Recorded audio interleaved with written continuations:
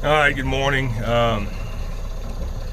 Morning day 10. I didn't count on the calendar this morning. I have to look. I think it's morning day 10. Anchorage, I like it a lot. So I'm going to put a shout out here to the Anchorage. In case you are planning on doing the loop, you need to mark this down. This is not on the Anchorage guide. Let me show you what we got here. Okay. That's Hurricane Island. That's on the Anchorage guide. It says 10 feet of water. I had 6 inches. I get that a lot. If you pass up Hurricane Island, it's the Illinois River. If you pass up Hurricane Island and go to Diamond Island, this is Diamond Island. You can see my track. Pass it up, my track's the green track. This may be deep, I don't know, but I swung wide.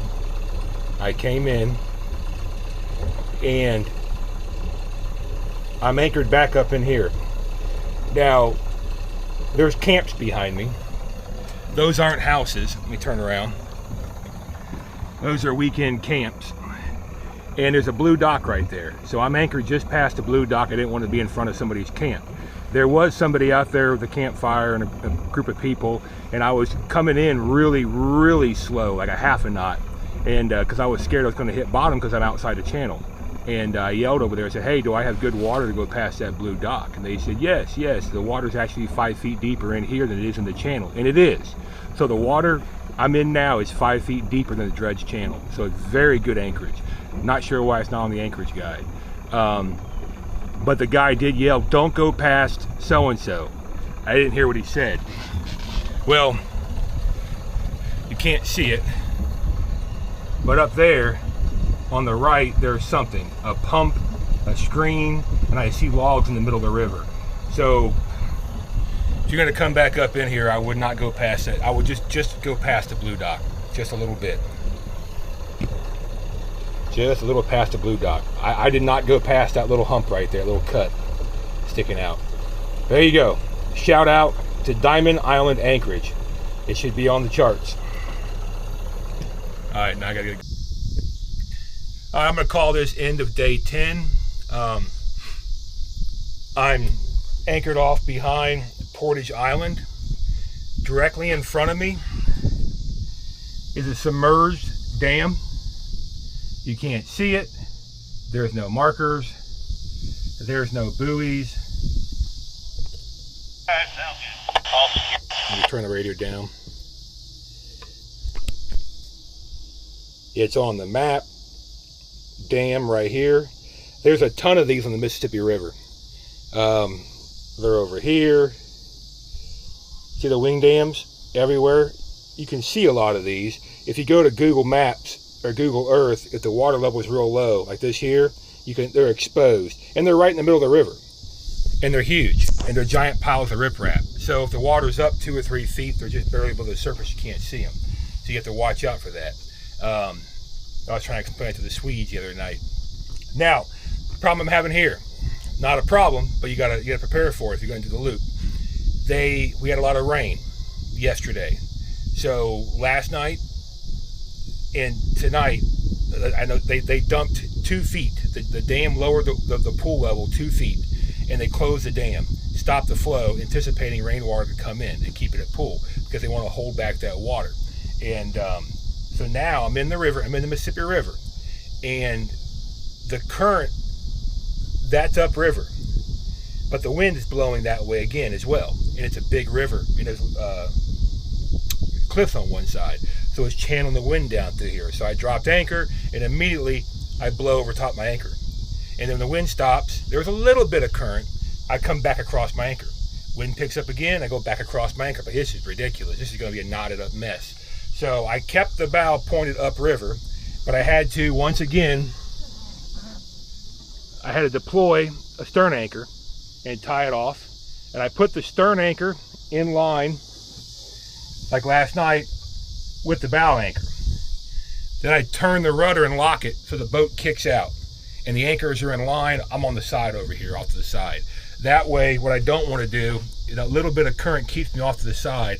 I don't want the boat to ever cross between the anchor lines, and I don't want that anchor line in the back dragging across my paint, tearing the fiberglass up, tearing the paint up. I want to keep it at a 45 off the corner of the boat.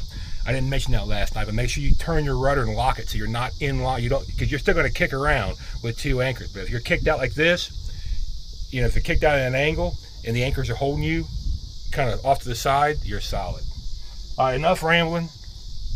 If you're going to do the trip, I recommend a stern anchor, just to hold you in place so you're not, like tonight, blowing across your anchor all night. That's that. We're going to enter St. Louis in the morning on day 11. Good night. All right, so the meat grinding method worked. I put the fish in the meat grinder. You could just hear the bones grinding and grinding inside there. I cleaned the meat grinder out, and I had, I mean, you could fill up one of these bowls with all the bones that were in the meat grinder. I found one bone in the meat, and that may have been my fault because I was messing with the discharge in there, taking things off, looking. I wanted to see if it was clogged up or not. But I have an absolute ton. It hurts my arm to pick it up. But there you go, ground meat. Now I've had my hands in there mushing it around. That's the ground meat. Over here on the stove. Now look, I had to use, go fast, crackers. I don't have any breadcrumbs. So it's not cheese in there, it's crackers. Give you a heads up. I just made a patty. That's Greek seasoning and crackers, and that's red because I used about 3/4 of a teaspoon, maybe a little less, of crawfish boil, Cajun crawfish boil. So crawfish boil, Greek seasoning. I'm not going to get carried away with toasting buns and putting cheese on everything just yet. I have a George Foreman grill. I can cook these things up real fast, but I wanted to keep an eye on things and see how. I just wanted to, check it out. But these poor fish, man. Oh, he turned the fan off.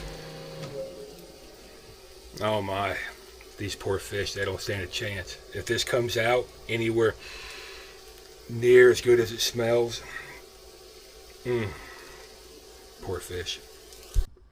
Sorry, I got caught up eating the fish and posting comments back and forth on YouTube about it. So this is all I have left. The Cajun was awfully spicy, so I mixed them together and made fish tacos. And I think I've already had 3. I'm stuffed. I'm about to force myself to finish that.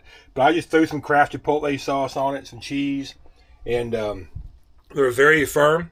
I added the crackers because I don't know, people add like breadcrumbs to stiffen things up. I just assumed, but it's so firm. And I did a horrible job crushing up the crackers, so I don't think the crackers did anything. I wouldn't think they did, so I would think you could probably leave those out. But I'm definitely going to fry these up on the grill. I'm definitely going to take some bread and toast it and make some nice fish burgers out of it. So, yes, I have several pounds left over in the freezer. I'm going to continue to shoot these things. That's the way to go.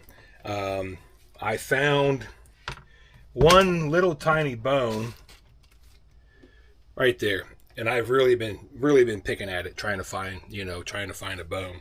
Like, again, that's probably me. I would imagine a finer grain grinding plate would work better.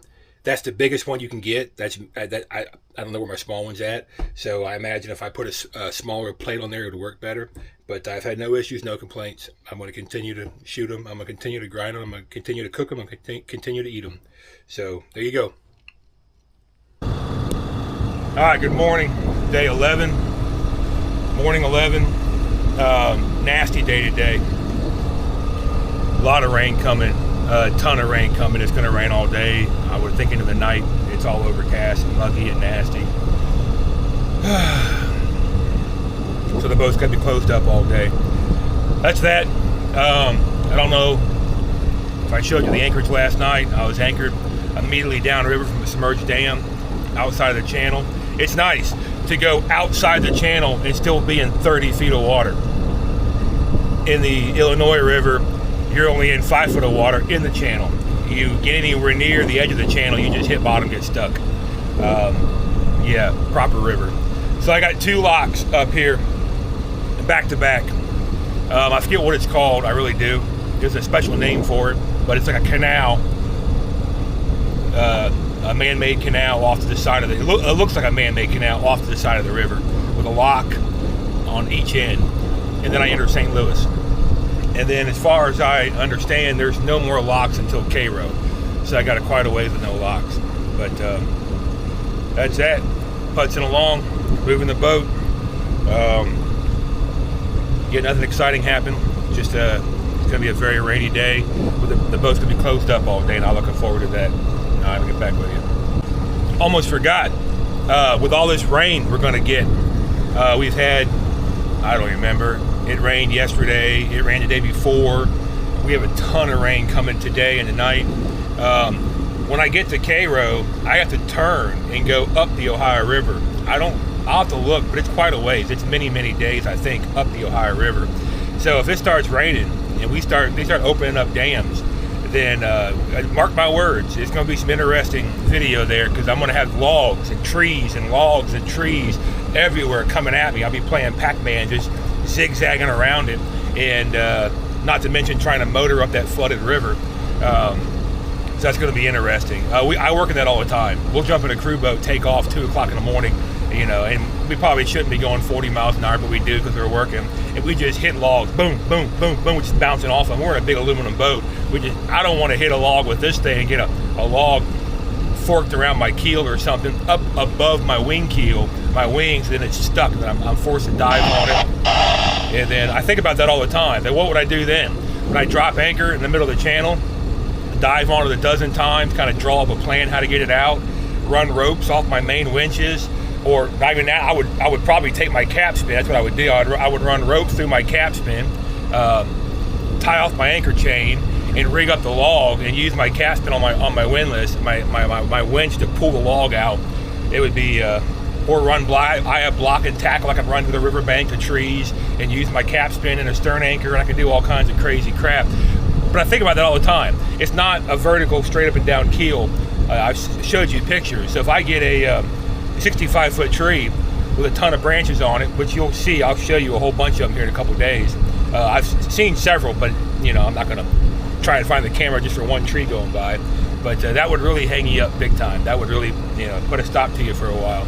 So that's what I'm afraid I'm going to run into going up the Ohio with all this rain coming. So we'll see. I'll keep an eye on the river gauges and see who's going to do what.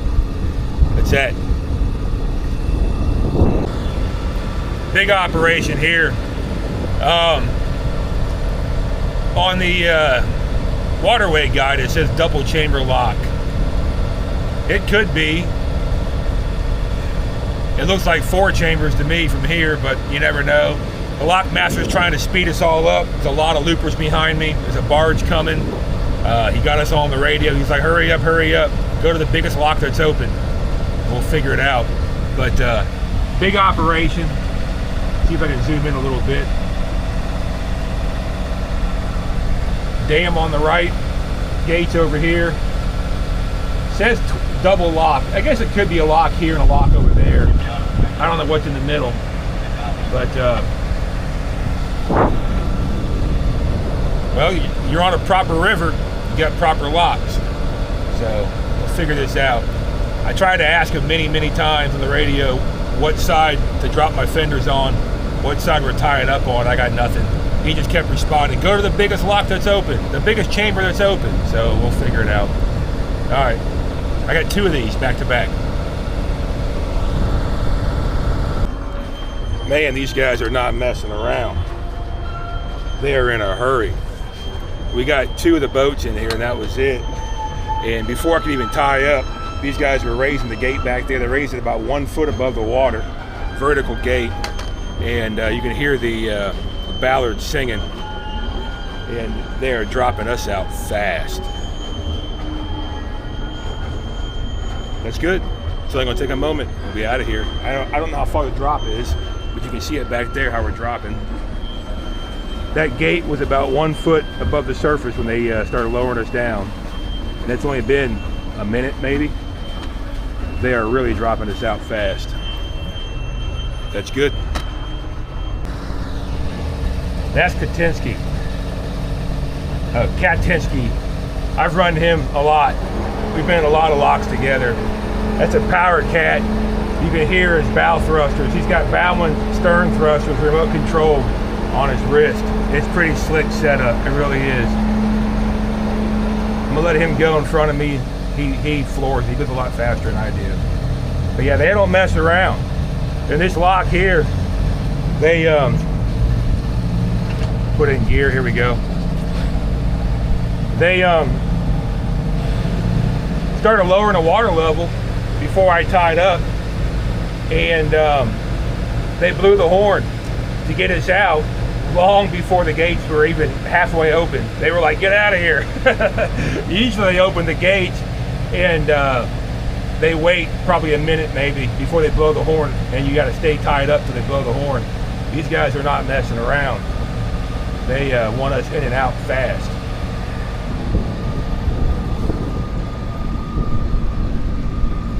I don't know, not a very good view there. All right, I'm gonna gun it.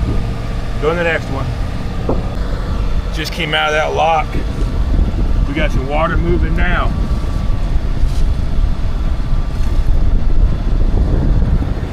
Kind of turbulent trying to get around this little wing wall right here. I'll be fine once I get around it. That's the tail race into that dam right there. There's the lock gates closing behind us.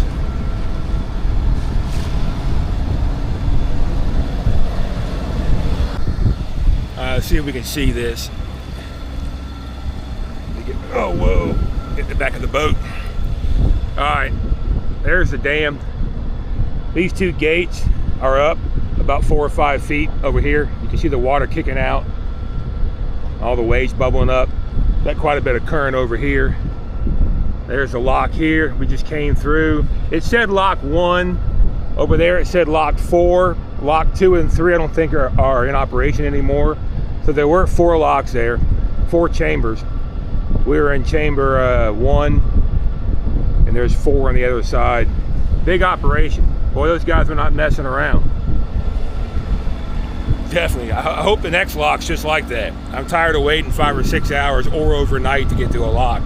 Those guys were blowing you down long before you ever got to your Ballard.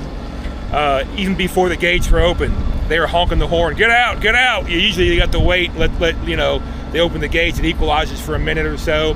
You stay tied up, then they blow the horn to let you out. These guys are like, go, come on, we got things we got to do. I'm like, nice. Yeah, I like that lock. So I mentioned submerged wing dams. There's one there. It's a pile of rocks. That's a small one. They get really big on the lower Mississippi. Just a pile of rocks sticks out about, I don't know, that's probably several hundred feet, 300 feet maybe, and they're everywhere. They're in the middle of the river. There's U-shaped ones in the middle of the river. There's V-shaped ones in the middle of the river. So that one there sticking out of the water, probably maybe 7 feet high. There's, I mean, you can get elevation readings on them, but that's you know, over 5 feet high. So if the water comes up 7 feet and you can't read the water, you're going to hit that. I salvaged a lot of barges over the years that hit those where I'm going. They slide around a turn, and there will be 6 of those on the outside of the turn, and river will be up from the rain, and they'll be submerged about 2 feet, and they'll just rip the barge right apart, going right across it and sink. And I was trying to explain that to some of the other loopers the other day. You're getting into a real river down here. Pay attention, big time. I don't even want to look at the chart. The chart's just scary. All right, one more lock for the day. It's a lot farther away than I thought it was. I thought they were back to back. I got to make this turn, then I enter a canal. It looks like a man-made canal on the chart because it's so straight. One more lock, and then I go through downtown St. Louis, and it's getting late. It's 1:30. It's a lot of traffic downtown St. Louis. I'm hoping I can get through. There's no anchorages until I get way south of St. Louis, so it may be a long day. Another wing dam right here sticking out of the water. All right, thought I'd point that out. We'll have better shots of them later, but I just saw one sticking out of the water. Figured I'd show you. I got a little close to this. You can see it. I'm going to get away from it. I don't know. I don't want some workboat to jump out to go do a pizza run and hit me. But here, this is a proper dry dock operation. Dry dock there, number 3, is empty. Dry dock 7's got a ship in it. Dry dock 5's got a ship in it. There's a dry dock down there with a ship in it. They got quite a few dry docks here. At least 3 of them I can see have boats in them being worked on. These are a lot larger than the little rinky dink one we saw the other day. We're getting to a bigger river. We've got a fleet of boats sitting over here, standing by. Whoa. A little current there.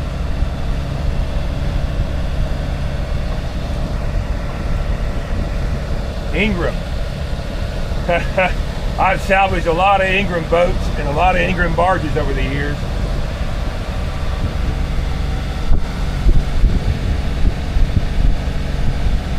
All right, dry dock operation. Just in case you're curious. Boats are too big to put on a trailer, pull out of the water. All right, check this out real fast. Somewhere down here, I salvaged a barge that sunk in a lock, and it was a mess because it was one of these barges. All right, that's just all stone. I don't know what it's called. It's not like a riprap. It's all miscellaneous sizes. It was just like that. It was in a lock, and one of those boats in that fleet sunk. So they cut everything free, got the rest of the tow out of the lock.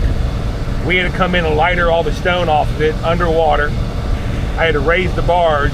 We had to run side scan sonar through the lock to get every single last piece of stone out, because they couldn't risk a boat when the lock chamber went down hitting one of those rocks and poking a hole in another boat or barge and sinking another one. I can't remember where it was at, but look at this prop wash.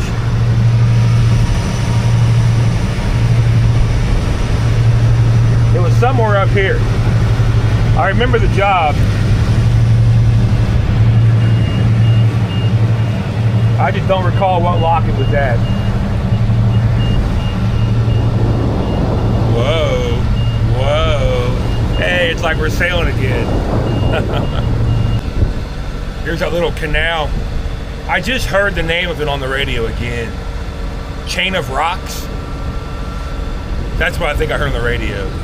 It would make more sense if it was Chain of Locks, but I could have sworn I heard Chain of Rocks. So here, there's the river. I'm gonna shoot off through here.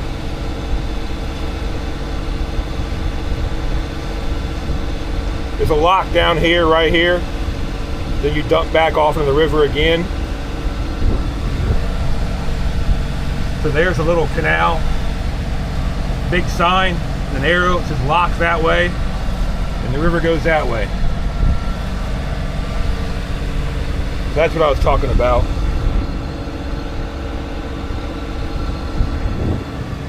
And Cooch, I know you're watching.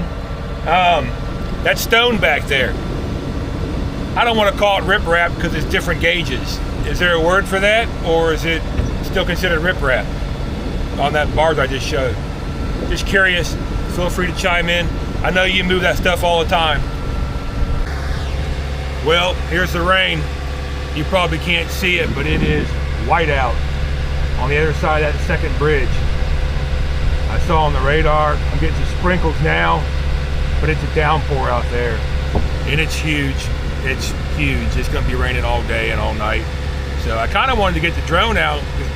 St. Louis is on the other side of that lock, and fly around the arches and whatnot, but it's just going to be a mess. I should probably turn the boat real fast. I'm getting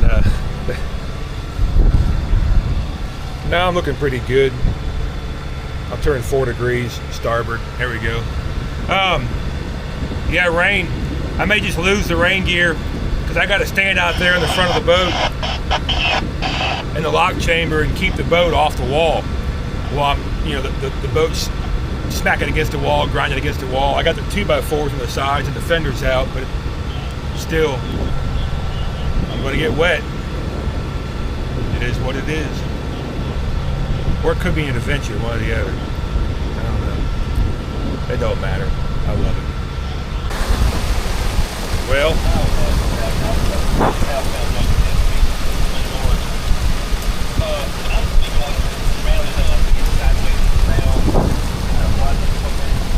the good news is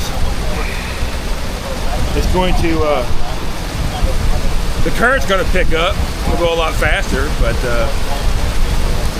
I slowed down a bit. I really don't want to get in the lock, stand out there in this. So,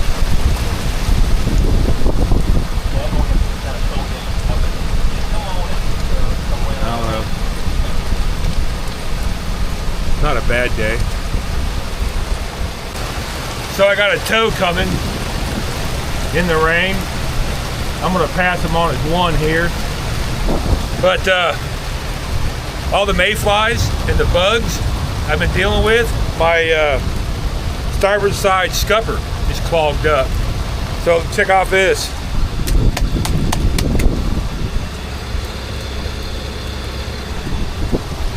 My cockpit is not draining on the starboard side, so it's still full of water, and I got a bunch of mayflies floating up out of the drain. So when I get past this tow here, I got to go find an 1.5-inch hose or something, stick it down in there and blow on it, I guess, shoot everything out. Yeah, I can't deal with it right now. Interesting. Yeah, maybe I should have went on his 2, because he's got wind, so he's kind of at an angle here. I'll squeeze by, no big deal. Alright, let me deal with this. Alright, coming into lock 27, and I want to confirm this is the chain of rocks. Probably because both sides of that canal are riprap, but chain of locks, lock 27, last lock to like at St. Louis. Yeah, real fast. Current's picking up. I'm increasing 2.5 knot current, I think. 3 knot current.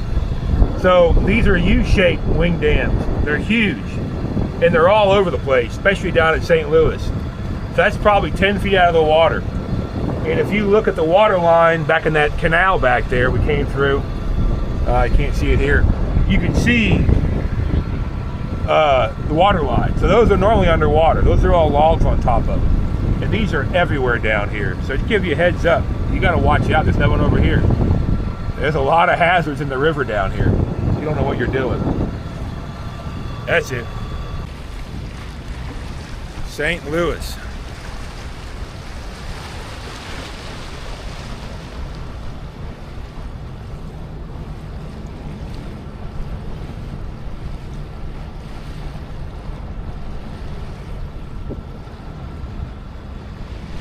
Really cool bridges here.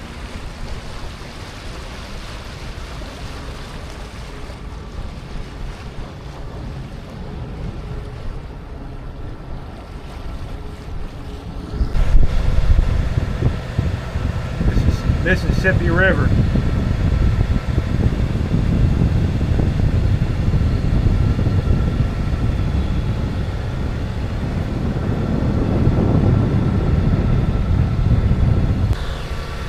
Man, this is not the situation I wanted to be in. It's about to get dark, and it took forever to get through St. Louis. It took forever, I don't even know why it took so long. Anyway, this is why I didn't come down here yesterday, because the anchorages were so far south of St. Louis. I just hit my first one. It's just a big pile of logs. There's just trees sticking out everywhere. So that's a wash. Not going there. There's one more, but it's in a creek over here. and it's been raining all day, so I'm not going to anchor there. There's another one way far away. I just turned the radar on. I just double checked my spotlight, made sure it was working. I got my nav lights on.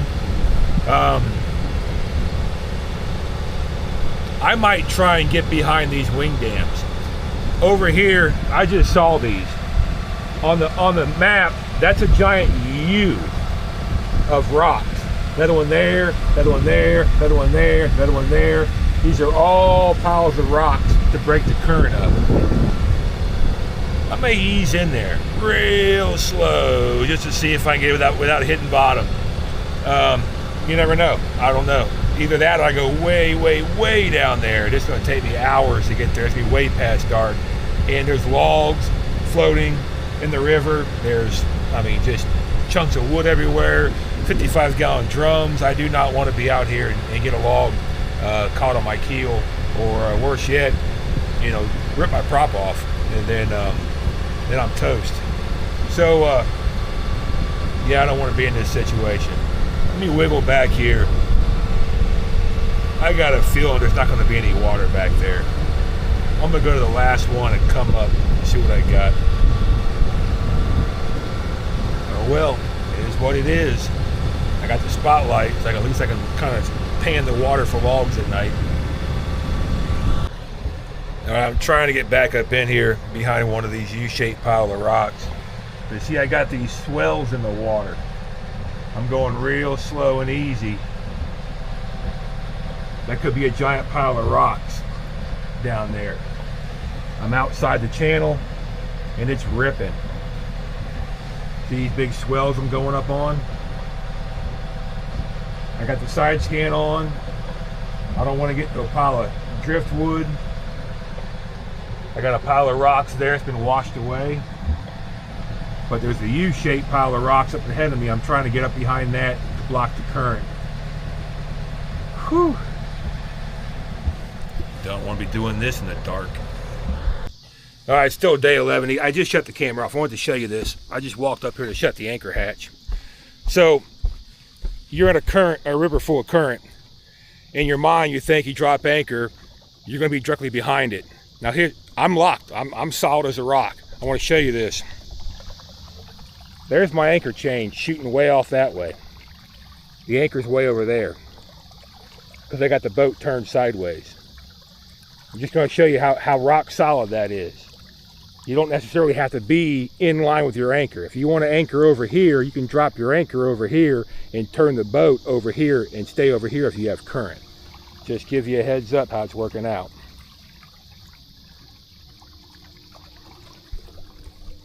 All right, it's raining. Going to bed. No, dinner. Good night.